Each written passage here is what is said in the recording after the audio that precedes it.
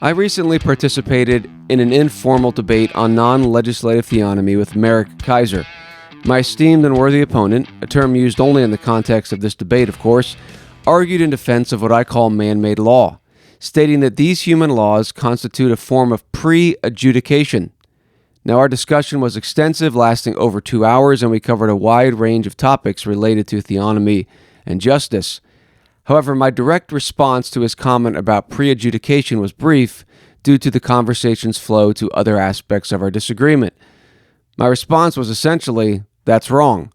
Take a listen. Well, that God's apart from God's revelation, what do we have to legislate? Not we have, not legislate, or create a human, or adjudicate. No.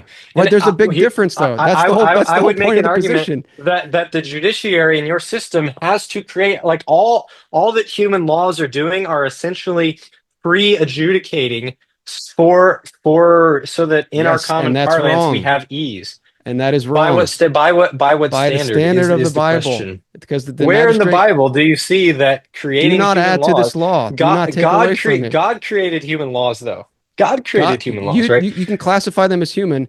God has the authority. Well, they are human, but if I have misunderstood Kizer's claim, I hope he will have the opportunity to clarify, as I have invited him back on the Lancaster Patriot podcast to further our discussion. However, I will respond based on my understanding of his claim.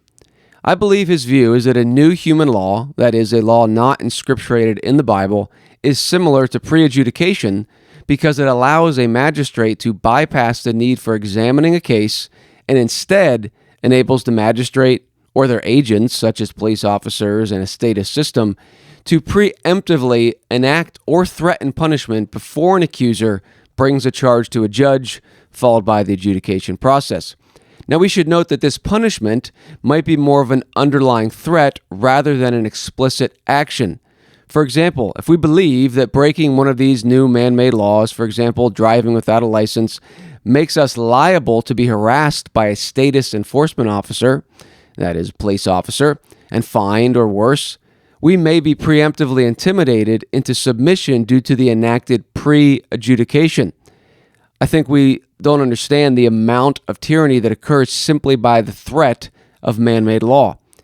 It is true that a person could appeal a violation of these new man-made laws, but as we know, that process is cumbersome, costly, and most importantly, not in accordance with biblical law.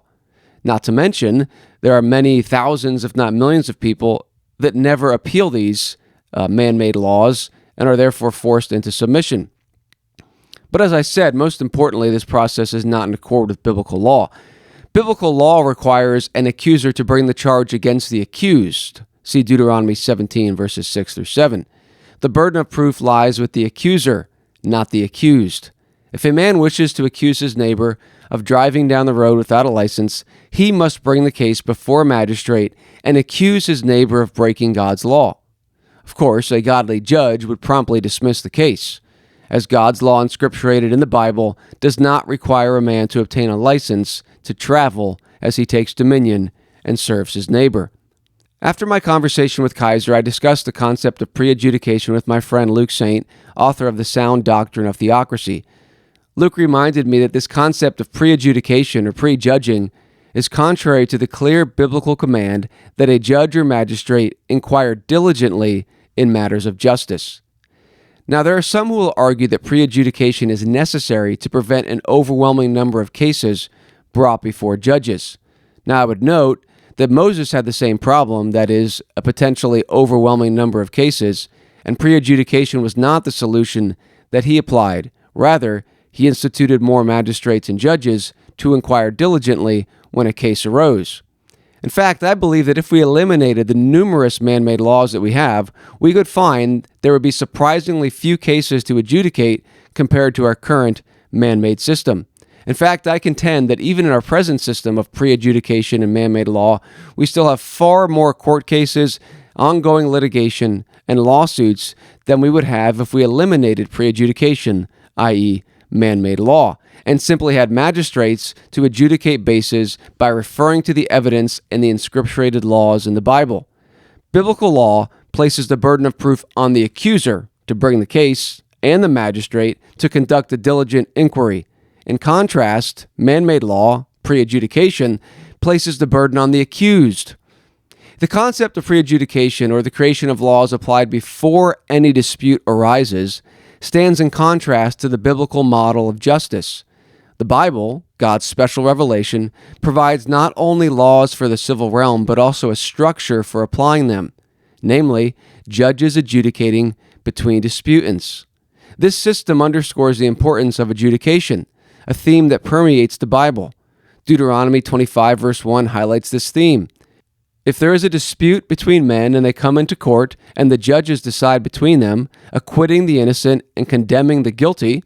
Similarly, Jeremiah 7:5 emphasizes the practice of justice between a man and his neighbor, and Ezekiel 18:8 describes a righteous man as one who executes true justice between man and man. The judiciary structure enabling man to pursue justice and only justice in the civil realm is outlined in Deuteronomy chapter 16, verses 18 to 20. You shall appoint judges and officers in all your towns that the Lord your God is giving you, according to your tribes, and they shall judge the people with righteous judgment. You shall not pervert justice. You shall not show partiality, and you shall not accept a bribe, for a bribe blinds the eyes of the wise and subverts the cause of the righteous. Justice and only justice you shall follow, that you may live and inherit the land that the Lord your God is giving you. The biblical structure is a system of judges or magistrates with the standing body of civil law provided in the Bible. The general equity of these laws is applied in adjudication between disputants, not in creating new laws. Proponents of man-made law may argue that the creation of new laws is simply a form of pre-adjudication. However, this argument, as I've mentioned, overlooks the biblical requirement for judges to inquire diligently in matters of justice. Several verses in the Bible emphasize this requirement, indicating that pre-adjudication does not align with God's law. For instance, Deuteronomy 13:14 and 17:4 both emphasize the need for diligent inquiry in cases of idolatry and other serious offenses, demonstrating that God's justice system is built on thorough investigation and adjudication, not preemptive lawmaking. This process ensures that each case is judged on its own merits, in line with the biblical model of justice. The diligence required to find a man guilty of bearing false witness, for example, must also be applied in finding a man guilty of any offense. Quote, "The judges shall inquire diligently, and if the witness is a false witness and has accused his brother falsely, then you shall do to him as he had meant to do to his brother. So you shall purge the evil from your midst." Deuteronomy 19, verses 18 and 19. Biblical law requires a magistrate to inquire diligently in every single case. Pre-adjudication undermines this divine requirement and therefore must be rejected by those seeking to honor God's law word. Justice is a weighty matter, Matthew 23:23, and no shortcuts are permissible for us in this regard.